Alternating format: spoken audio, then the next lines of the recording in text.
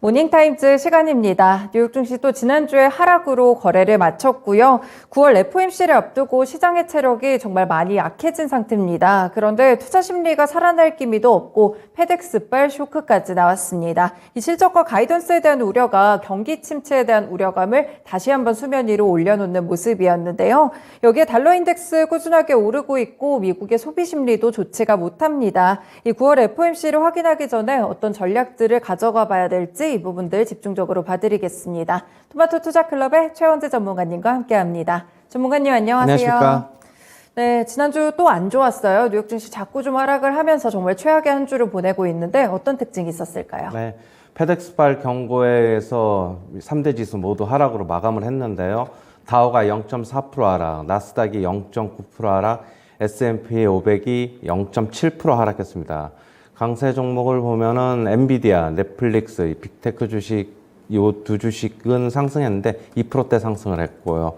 태양광 업체인 퍼스트솔라가 2.8% 상승했습니다. 대부분의 종목이 내렸고요.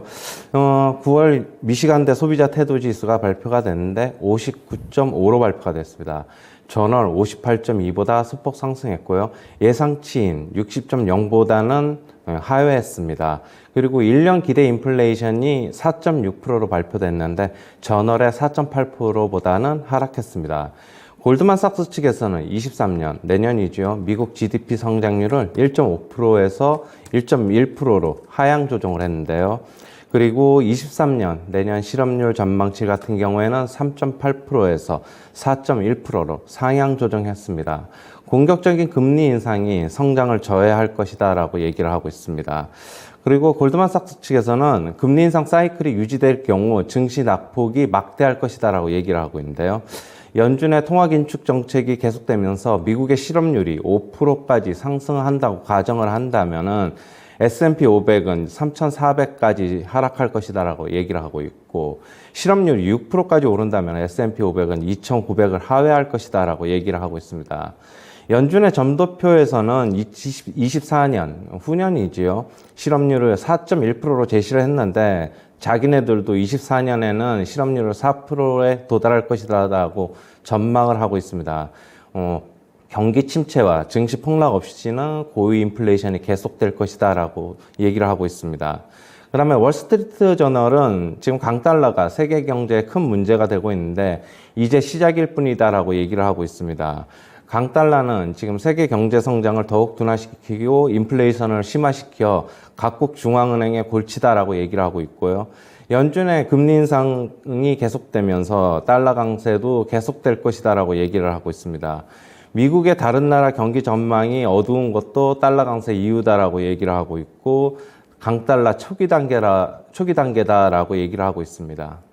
네, 이렇게 좀 글로벌 IB들의 시각조차도 좀 좋지가 못합니다. 계속해서 안 좋은 전망들만 많이 제시가 되는 상황인데 일단 지난주에 좀 페덱스발 쇼크라고 불리면서 페덱스가 어닝 쇼크 실적을 내놨잖아요. 실제 이 부분이 전 세계 좀 물동량이 줄어들었다 이런 부분을 의미하는지 아니면 약간의 과해석이 그런 해석의 여지가 있는지 어떻게 보세요? 일단은 페덱스 실적 악화, 그다음에 이런 물류 지수가 안 좋으면 경기 침체가 온다는 거, 네. 그런 거를 좀 월가에서는 주목한 것으로 보고 있고요. 하지만 아직 UPS의 실적도 좀 봐야 되고 아마존은 전자상가업체는 그 정도까지는 아니다라고 얘기를 하고 있어가지고 네. 조금 자의적인 해석도 있지 않나라고 보고 있어요. 시장이 좀 체력이 약하다 보니까 이런 해석들도 좀 같이 나오고 있는 것 같은데 다른 물류 업체들의 실적도 함께 확인을 해보시는 게 좋을 것 같습니다. 그리고 가져와 주신 이런 지표들 가운데 미시간대 소비자 태도 지수를 좀 주셨는데 시장 예상치를 하회했어요. 근데 또 소비가 상당히 중요하다 보니까 많이 좀 좋지 않은 건가요, 지금? 그렇죠. 지금 계속적으로 예상치는 계속적으로가 아니라 네. 저는 지난달보다는 소폭 상승했지만 예상치에는 못 미치고 있는데 네. 역시 전반적인 경기 침체, 그 다음에 금리 인상, 그 다음에 인플레에 대한 것 때문에 뭐 소비는 점점 조금 더 시간이 가면 갈수록 좀 식을 것으로는 보고 있습니다.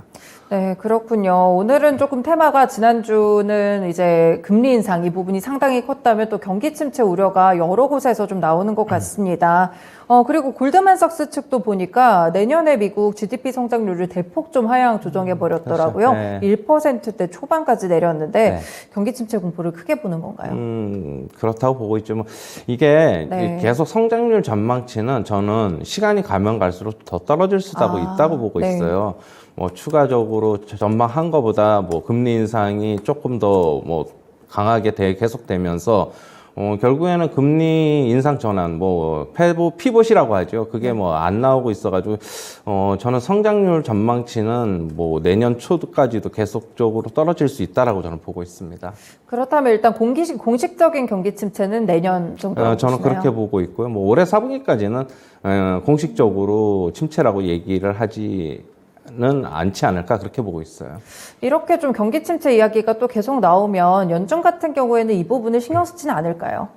일단은 인플레이션 잡아야 되는 게 우선이니까 우리가 이제 계속 이 시간에 이제 말씀을 드리지만은 연준은 이제 확고하죠. 인플레이션을 잡기 전까지는 저 금리 인상 전환 뭐 인하 뭐 이렇게 뭐 이런 거를 전환을 하지 않을 것이라고 자기네들이 공식적으로 발표한 만큼 네. 자기네들의 목표치까지 도달하기 전까지는 뭐 그렇게 금리 인하는 쉽지 않을 것이다라고 보고 있습니다. 네, 일단은 인플레이션을 줄이는 게 가장 큰 우선 목표치가 되다 보니까 이런 부분도 신경 안 쓸 것으로 좀 본다 이런 의견도 주셨고 이렇게 좀 금리 인상 사이클이 계속해서 지속이 될 경우에 어느 정도까지 좀 하방을 열어봐야 될까요? 골드만삭스 측도 안 좋게 봐가지고요. 뭐 우리가 이제 계속 여기서 이제 뭐 얘기를 하지만은 11월 8일 중간 선거까지는 네. 저는 이제 계속적으로 말씀을 드리는데 S&P 500, 나스닥 모두 전저점은까지는 가지 않을 것이다라고 보고 있고. 하지만 11월 8일 중간선거 이후에는 저도 뭐 시장 상황을 봐야 되겠는데 조금 그때는 오히려 연말로 가면 갈수록 또 한번 테스트가 나오지 않을까도 보고 있습니다. 그렇군요. 11월 중간선거 이후가 상당히 좀 중요할 것 같은데 그럼 중간선거 때까지는 계속 좀 비중을 줄여놓는 게 좋을까요? 이렇게 좁은 박스권이 계속적으로 계속 될 것이라고 보고 있어요. 뭐 급격한 하락보다도 뭐 국내 증시도 마찬가지지만은 네. 조금 빠지고 난 다음에 다시 좀 더 상승하고 또 시간을 두고 좀 빠지고 또 상승하고 계속적으로 좀 그렇게 될 것이라고 보고 있어요. 네. 시간 벌기에 들어간 것 같아요. 아, 네네. 그렇군요. 11월 중간선거 이후 이전까지는 좀 박스권에 갇혀 있을 것이다라는 해석도 함께 좀 주시고 계시고요. 일단 일각에선 또 연준이 5% 금리 인상까지 최종적으로 할 수도 있다 이런 관측들도 있어가지고 이건 좀 뭐 일리가 있는 말인가요? 어떻게 보세요? 지금 지금 일단은 뭐 4.5% 정도가 되지 않을까라고 하는 게 이제 중론인데, 네. 그렇게 5%까지야 급격하게 올리겠습니까? 일단 내년에 한두 차례 금리 인상을 더 한 다음에 저는 좀 지켜볼 것이다라고 보고 있고, 결국에는 저도 4.25에서 4.5 정도로 거기서 일단 금리 인상을 멈출 것이라는 저도 기대는 갖고 있습니다. 네, 일단 올려놓고 홀드하는 전략들, 일단 글로벌 IB들 책도 대체적으로는 이제 4.25에서 4.5% 보고 있기 때문에 전문가님도 비슷한 시각을 좀 주신 것 같고, 일단 이번 주에 9월 FOMC를 앞두고는 지금 75bp로 확실히 좀 굳어지고 있나요? 맞아요. 그렇게 보셔야 될 것이고, 울트라 스텝 즉 100bp는 이번에는 없을 것이다라고 보고 있고, 금리는 이번에는 75bp 올리고 뭐 지금 아직 CPI를 계속 봐야 되겠지만은 그 다음 11월에도 결국에는 75bp 올리고 12월에는 50bp 정도 올리지 않을까 그렇게 보고 있어요. 자이언트 스텝을 좀 계속해서 연준이 가져갈 것으로 보이는데 그럼 이번 주에 이 FOMC 일단은 어느 정도 예측이 되고 있으니까요. 맞아요. 시장에서는 FOMC 지나가면서 어떤 충격이 또 있지는 않을까요? 일단 지금 그건 이제 반영하는 과정으로 보고 있고 네. 21일 날 발표가 되는데 다가오면 다가올수록 어떻게 보면은 뭐 시장에는 다 반영이 돼가지고 뭐 기술적 반등 당연히 뭐 나올 수 있다고 보고 있고요. 네. 어제 나스닥 같은 경우에 거래량이 좀 큰 폭으로 일어났어요. 차트 네. 보시면은 거래량이 좀 많이 나왔는데 일단 뭐 그렇네요. 단기적인 네. 바닥은 암시하는 게 아닌가 좀 그렇게 보고 있습니다. 네, 조금 좀 반등이 조금이라도 있어서 투자자분들 정말 손해를 많이 보셨을 것 같은데 약간이라도 회복하는 그런 구간이 됐으면 좀 좋겠습니다.